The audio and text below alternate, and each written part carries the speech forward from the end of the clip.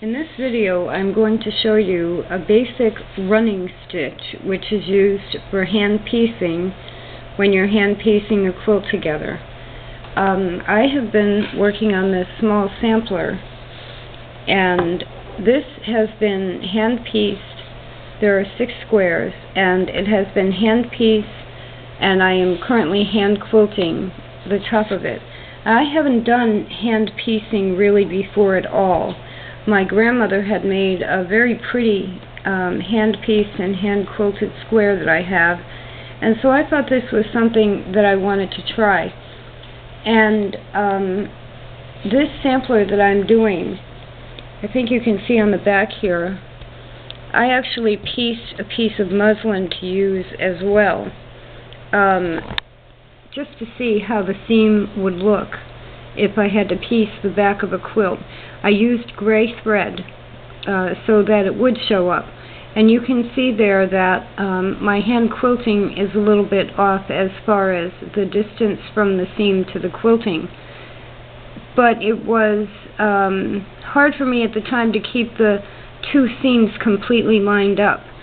But as far as the hand piece seam itself, where the gray is in the middle, as soon as I take this out of the frame, I think it's going to actually be a very nice seam. And not really different from a machine seam. Right now it's pulled apart a little bit more because of the frame, but with the correct color thread, that would really be not noticeable at all. And there's 4 of the squares. This is in a Q-snap frame as I'm quilting it. And to refresh my memory on hand piecing, what I did was go to the McCall's Quilting website, and they have a section on lessons there. And what they describe for hand piecing, you know, I've sewn since I was a child, and I just go ahead and sew. I don't necessarily know what all of the stitches are called. I don't remember who taught me how to sew. I learned machine sewing when I was about 12 in school, but hand sewing I started before then. So I'm not sure if I've always done the running stitch or not, but their website had a very simple way to hand piece. And what I'm doing now is starting to hand piece. I have 1, 2, 3, 4. This is the 5th block I'm adding. And this is going to be a wall hanging. So I'm hand piecing all of these squares together. And I'm going to show you the running stitch. Now, one thing I like right away from this is that you don't put a knot in the thread. Not that that's a big deal, but it saves time. I do have my squares lined up. I used this, which is called, I think it's by Clover, it's called a Choco Liner, and it has a wheel in there that rolls out a very fine line of chalk to mark the fabric with. I have what is called a Quilters Rule, which is 1/4 inch square. And so I put this on the fabric and then marked 1/4 inch on the fabric. You will also need a needle and thread, regular sewing thread, and pins, so that you can pin. McCall's has their pinning shown right along the seam line, but I feel that gets in the way. If I felt this was going to shift around a little, I would pin it differently. So those are the items that you need. And I have a needle and thread already threaded. And the first thing you do is at your seam line that you've marked on the square, you just go in and out, both layers, like that. And leave a very short tail.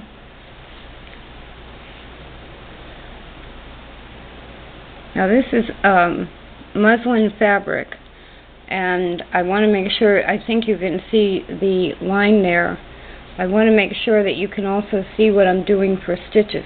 in the first stitch, what you're going to do is that's the first stitch. The second stitch is a back stitch. So you go back before your first stitch, and again go in and out. And that is a back stitch so that you don't have to tie a knot. And you pull that up like that. So now you have a short tail with 2 stitches, one being a back stitch. And see, that's not going to go anywhere now. And so the running stitch is basically you go in through both, and I'm going to do it this way right now. You go in through both layers, and then you come back from the other side through both layers. Now this is for hand piecing, but this is a general stitch that you can use to sew anything with. I mean, I think that's why I even know this stitch. This is basically hand sewing, and it is called a running stitch. Now, you can either do it like I just did, where you pull the needle all the way through and then come back through again, or you can go like this, and this will actually be a pass toward the back and a pass toward the front. Very simple to do this. It's also very relaxing. It's easy to keep your stitches uniform.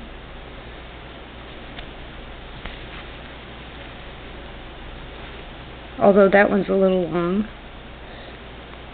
And this is basically hand piecing with a running stitch. This is all you do. And this is something that if you don't have a sewing machine, or if, in my case, I have several sewing machines, but I'm interested in getting better at hand piecing. It's something, like I said, that I've known how to sew for so long, but when someone mentioned recently on the Treadle On list that she said she hand pieced king-size quilts and then hand quilted them, and each quilt took her about 2 years or so, and I was amazed that somebody did it that way, and decided to go back and re-explore hand piecing and hand quilting. Because you've made a thin marking line with your chalk, you can use a pencil. I've also used a pencil. You can use a marker. You want to make sure that your pins don't shift. One thing is, I found out on the last 2 quilts I've made, I hate to say it, but rotary cutters are more exact. I cut a lot of squares with scissors and a template, and it could just be the way I do it, but rotary cutters are such an advantage in many ways that they are more exact.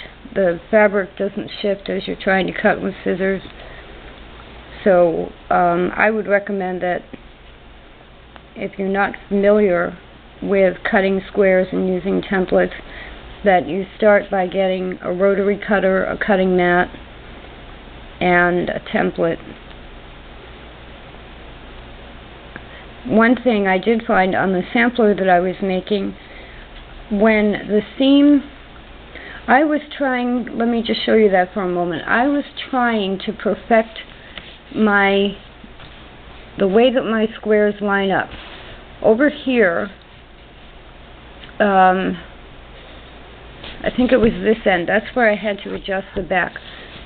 On this set of squares over here, all 4 corner points are exact. On this one here, it's off by 1/16 of an inch. And you would think, especially when you're using a machine, that such a small amount doesn't mean anything.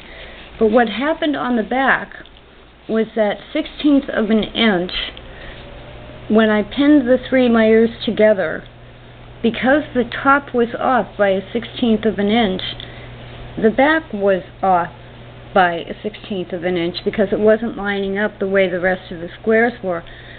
And I actually had to shift the fabric on the back and pin it specially to make sure that my seam stayed straight. Now, it took a few minutes to do that, but with hand piecing, that's actually an advantage to be able to do that. Because if I were using a machine, and this may just be me because I'm not really a perfectionist all the time when I'm sewing, a 1/16 of an inch, I may not have stopped on the sewing machine, realigned everything, and repinned everything, and I may not have done that. I should have, I guess, but I probably wouldn't.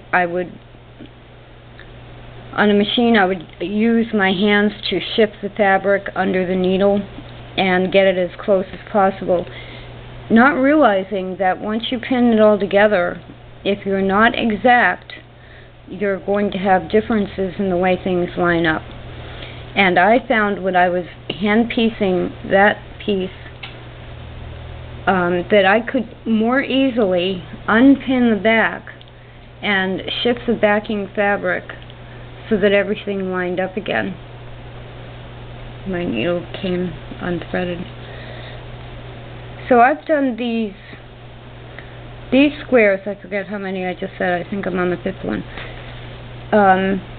in about 20 minutes. This morning I've gotten the other squares sewn together. So hand piecing is not as time consuming as some people may think, and it is something to know. It is a basic, especially the running stitch here, is a basic stitch, and I'm not going to finish that. Let me show you what the other side looks like.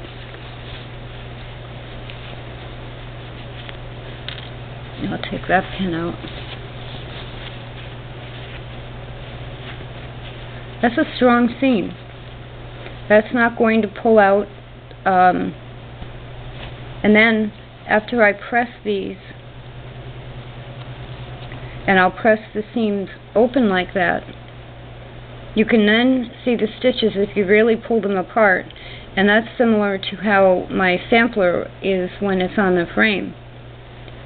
But that's not a bad looking seam, and it's very easy to do.